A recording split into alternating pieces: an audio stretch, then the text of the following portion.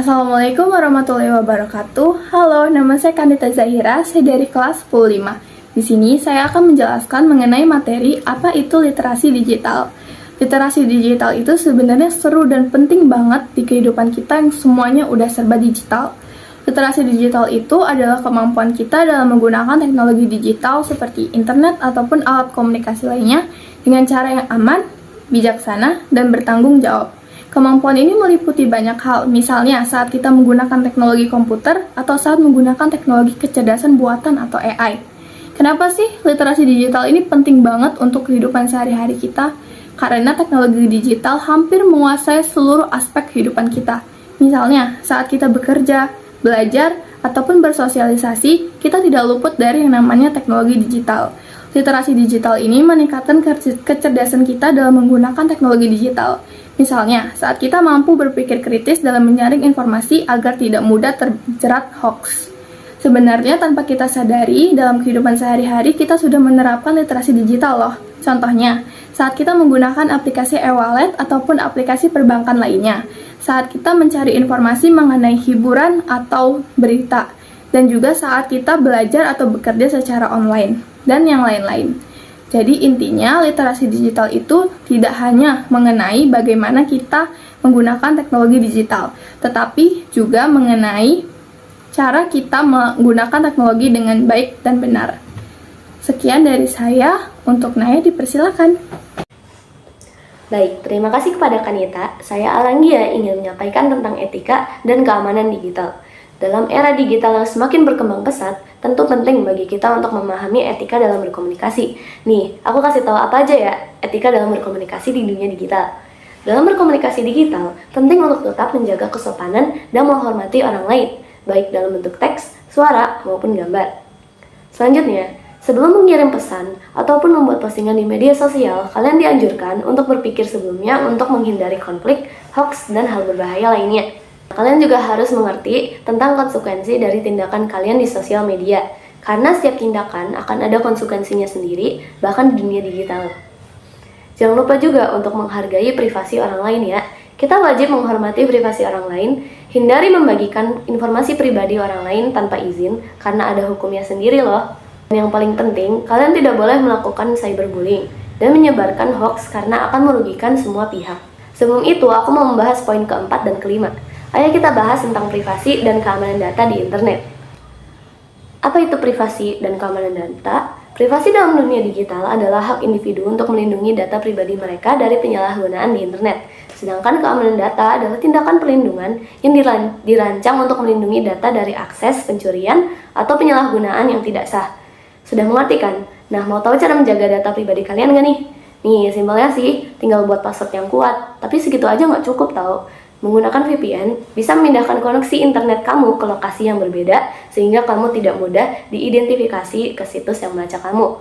Aktivasi autentikasi 2 faktor, kalau ada yang mau masuk ke akun kamu menggunakan ini, mereka tidak bisa masuk dengan password saja. Biasanya berupa kode yang akan dikirim kepada akun emailmu. Lapisan perlindungan kedua ini dapat melindungimu jika kata sandi kamu disusupi dengan cara apapun. Yang terpenting adalah kamu harus berhati-hati dalam memberi izin. Bisa saja orang yang kamu kasih password email niatnya kan tidak baik. Ya, ayo kita bahas poin kelima juga. Kalian pasti sudah familiar dengan hoax atau yang namanya berita palsu. Tapi kalian sudah familiar dengan cyberbullying belum ya? Nah, cyberbullying adalah penindasan atau perundungan dengan menggunakan teknologi digital dengan cara membagikan pesan hate, kasar, dan sebagainya. Cara menghindari cyberbullying dan hoax gimana ya? Nah, dengerin baik-baik ya. Cara menghindari cyberbullying, kalian sebisanya jangan terlalu sering posting di media sosial. Apalagi kalau kamu tipe orang yang mudah tersinggung. Menghindari overposting dapat membantu menjaga kesehatan mental dengan terhindar dari komentar-komentar netizen yang belum tentu positif buat mental kamu. Kalian juga batasi waktu media sosial, dan jangan mudah terpancing. Yang hoax gimana ya? Nah, gampang banget sih. Sebelum percaya atau membagikan informasi, pastikan untuk memverifikasi sumbernya. Cermati alamat situs, dan jangan langsung percaya pada judul atau klaim yang sensasional. Nah, sudah cukup sekian dari saya. Terima kasih semuanya yang sudah mendengarkan. Sekian, dan untuk Cesa, saya persilahkan. Baik, terima kasih. Saya akan lanjutkan. Perkenalkan, nama saya Cesa Kania dari absen 6 kelas 15. Di sini saya akan menjelaskan materi tentang mencari dan mengevaluasi informasi di internet. Yang pertama, bagaimana mencari informasi yang valid dan terpercaya? Nah, untuk mencari informasi yang valid dan terpercaya, kita bisa menggunakan beberapa cara seperti yang pertama, mencari informasi dari sumber yang kredibel. Yang kedua, mencari konfirmasi dari sumber yang lain. Jika informasi tersebut konsisten, kemungkinan besar informasi tersebut itu akurat. Yang ketiga, mencari informasi yang lengkap dan relevan. Yang keempat, mencari informasi yang dapat dipertanggungjawabkan. Dan yang kelima, mengevaluasi gaya penulisan dan bahasa. Seperti perhatikan bahasanya informal atau formal. Jika bahasanya formal, kemungkinan besar informasi tersebut akurat. Jika bahasanya informal, kemungkinan besar informasi tersebut tidak akurat. Dan juga memperhatikan bahasanya baku atau tidak. Penjelasan kedua itu mengenai mengidentifikasi informasi palsu atau hoax. Untuk mengenali hoax, kalian dapat menggunakan langkah-langkah berikut. Yang pertama, periksa sumbernya. Pastikan sumbernya berasal dari sumber terpercaya. Yang kedua, cek kredibilitas penulis. Lihat apakah penulis tersebut memiliki jejak rekam yang baik. Dan yang ketiga itu memverifikasi fakta. Gunakan situs pemeriksa fakta untuk memverifikasi klaim yang meragukan. Dan yang keempat itu cek gambar atau video. Yang kelima, gunakan akal sehat. Jika sesuatu terasa terlalu bagus, aneh, atau buruk, cek kembali kebenarannya. Penjelasan ketiga itu tentang tips menggunakan mesin pencari secara efektif. Untuk mencari informasi dengan lebih efisien, menggunakan mesin pencari yaitu seperti yang pertama, gunakan kata kunci spesifik, hindari kata kunci umum. Yang kedua, tambahkan tanda kutip. Dan yang ketiga, gunakan operator boolean. Dan yang keempat, cari di situs tertentu. Gunakan search site. Gunakan site untuk mencari di situs spesifik. Yang kelima itu gunakan pencarian gambar. Yang keenam itu persempit waktu pencarian. Seperti gunakan filter untuk di mesin pencarian untuk menemukan informasi terbaru. Dan yang ketujuh itu cek halaman kedua. Informasi bermanfaat seringkali tersembunyi di halaman hasil pencarian berikutnya. Baik, segitu saja informasi yang dapat saya sampaikan. Terima kasih atas waktunya. Untuk Cantika, saya persilahkan. Baik, terima kasih. Assalamualaikum warahmatullahi wabarakatuh. Perkenalkan, nama saya Cantika Dewi Safitri dari kelas 15 absen 7. Di sini saya akan memberikan informasi tentang jejak digital dan dampaknya. Jejak digital adalah rekaman informasi yang ditinggalkan saat menggunakan teknologi digital, seperti internet dan perangkat digital lainnya. Jejak digital ini bisa berupa data pribadi, riwayat pencarian, dan interaksi di media sosial. Jejak digital dapat memberikan banyak manfaat, tetapi juga berisiko jika tidak dikelola dengan bijak. Manfaat digital mempermudah komunikasi jarak jauh, mempermudah kolaborasi, dan membangun reputasi online. Dan risiko dari jejak digital, pencurian identitas atau data pribadi, kerugian finansial, pelecehan, dan perundungan daring. Lalu bagaimana sih cara kita menjaga reputasi online kita? Caranya dengan bersikap transparan dan jujur, menjaga privasi, hindari pertengkaran dan perdebatan daring. Itu saja informasi yang bisa saya sampaikan tentang materi jejak digital dan dampaknya. Selanjutnya akan dilanjutkan oleh Aura dengan materinya. Aura, dipersilakan. Baik, terima kasih atas kesempatannya. Nama saya Aura Kalisa Zain, absen 4 dari kelas 15. Di sini saya akan menjelaskan materi tentang pemanfaatan teknologi untuk belajar. Pemanfaatan teknologi untuk belajar ini di era digital yang sekarang ini, teknologi memainkan peran penting dalam dunia pendidikan dengan memanfaatkan teknologi secara optimal dan belajar dapat meningkatkan efektivitas dan efisiensi melalui proses belajar. Materi ini akan membahas secara mendalam tentang aplikasi dan platform digital yang mendukung pembelajaran strategi belajar efektif dengan teknologi serta manfaat literasi terhadap prestasi akademik. Yang pertama ada aplikasi dan platform digital untuk pembelajaran. Teknologi telah menghadirkan berbagai alat dan platform untuk mempermudah pembelajaran, baik formal maupun informal. Berikut ini adalah beberapa jenis aplikasi dan platform yang sering digunakan. Yang pertama, ada platform pembelajaran online atau Learning Management System atau disingkat LMS. Platform seperti Google Classroom, Moodle, dan Edmodo memungkinkan siswa dan guru untuk berinteraksi secara virtual. LMS sendiri memberikan fasilitas seperti manajemen tugas. Guru dapat memberikan tugas, mengatur tenggat waktu, dan memberikan umpan balik secara langsung. Yang kedua, ada kolaborasi virtual. Fitur seperti forum diskusi memungkinkan siswa bekerja dalam kelompok meskipun berada di lokasi yang berbeda. Terus ada akses konten digital. Materi pelajaran video dan dokumen dapat diakses kapan saja. Yang kedua, ada aplikasi video conference.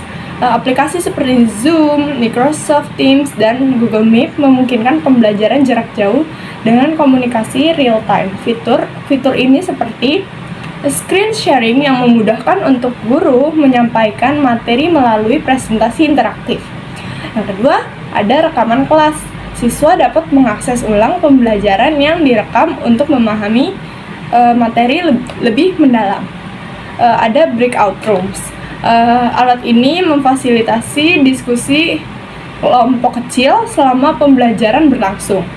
Yang ketiga, ada aplikasi interaktif untuk pembelajaran mandiri. Contohnya seperti aplikasi Duolingo untuk mempelajari bahasa asing. Khan Academy yang untuk berbagai materi akademik seperti matematika dan sains. Terus ada juga Quizzes and Kahoot.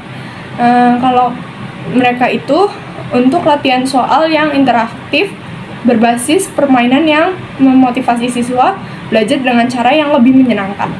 Yang keempat, ada sumber belajar digital.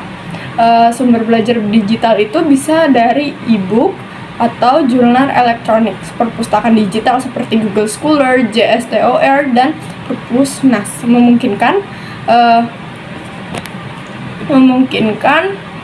akses ke buku dan artikel ilmiah. Terus ada platform MOOC, Massive Open Online Courses, platform seperti Coursera, edX, dan Udemy memberikan akses ke kursus berkualitas dari universitas terkemuka di dunia.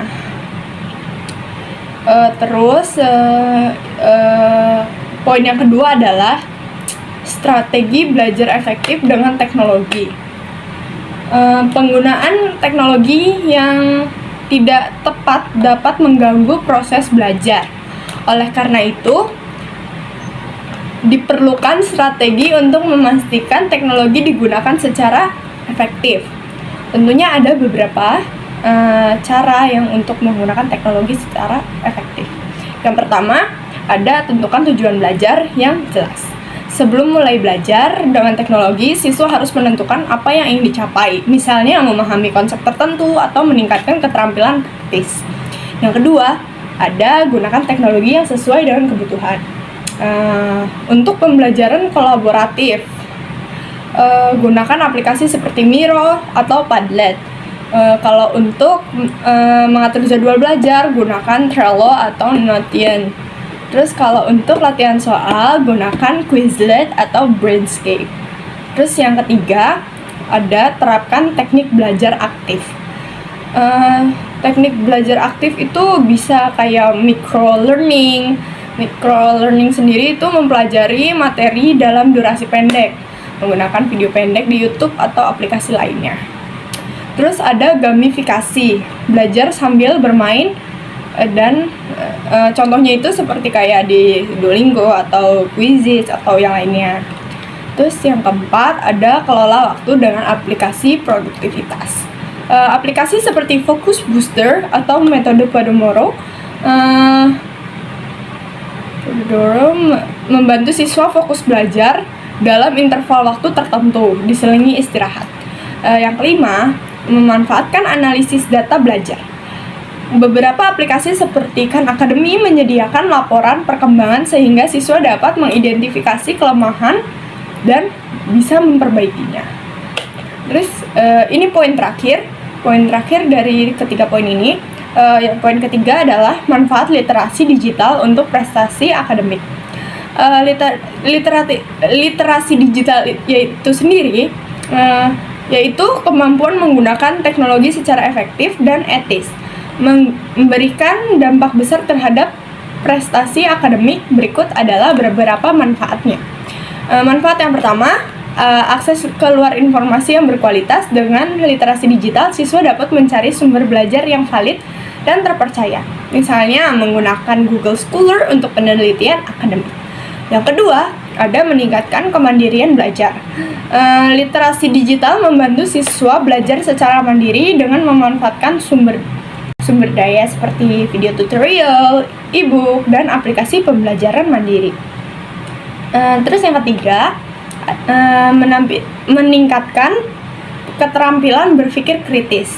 Saat mengakses informasi, siswa perlu menyaring fakta dari hoax. Kemampuan ini melatih keterampilan berpikir kritis dan realistis, dan analitis juga. Terus yang keempat, mendukung pembelajaran kolaboratif. Dengan literasi digital, siswa dapat bekerja sama dalam proyek kelompok menggunakan alat seperti Google Docs, terus Slack atau Miro, meningkatkan kemampuan berkomunikasi dan kolaborasi. Terus yang kelima, peningkatan efisiensi akademik. Teknologi memungkinkan siswa menyelesaikan tugas dengan lebih cepat dan efisien. Misalnya dengan menggunakan alat pencatat otomatis seperti Evernote dan OneNote. Terus yang keenam, persiapan untuk masa depan.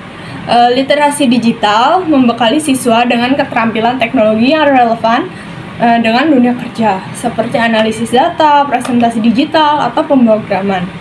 Dalam mengintegrasikan teknologi ke proses belajar, penting untuk mempertimbangkan hal-hal ini.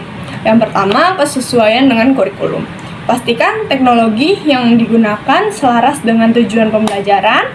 Terus yang kedua, keterampilan guru. Guru juga harus memiliki keterampilan teknologi yang memadai untuk mengintegrasikan teknologi ke dalam pembelajaran. Yang ketiga, aksesibilitas. Pastikan semua siswa memiliki akses ke perangkat-perangkat dan internet. Yang keempat, kebijakan keamanan.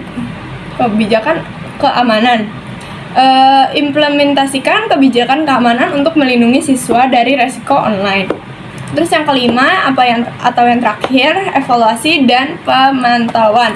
Pantau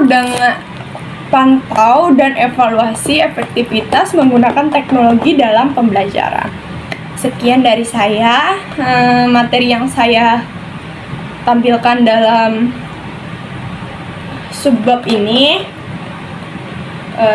Selebihnya saya berikan ke teman saya. Terima kasih. Ya, kembali lagi bersama saya Kalisa Fitriana dari 10.5. Berikut beberapa cara untuk mengembangkan kreativitas dan inovasi di dunia digital. Mengembangkan konten digital. 1. Membuat konten edukatif. Buat konten yang membahas topik-topik menarik dan bermanfaat. 2. Menggunakan media sosial. Manfaatkan platform media sosial seperti Instagram, TikTok, dan lain-lain. 3. Membuat podcast. 4. Mengembangkan game. 5. Membuat desain grafis. Lalu, potensi karir di bidang teknologi dan media digital. 1. Pengembangan aplikasi. 2. Desainer UX atau UI. 3. Analisis data. 4. Pengembangan web. 5. Spesialis digital marketing. Kemudian yang terakhir, memanfaatkan teknologi untuk wirausaha. 1. E-commerce. Membuat toko online yang menjual produk unik dan inovatif. 2. Pelayanan digital. Menawarkan jasa digital seperti desain grafis dan lain-lain. 3. Pengembangan aplikasi. 4. Pemasaran digital. Dan 5. Pengembangan platform. Sekian dari saya, terima kasih.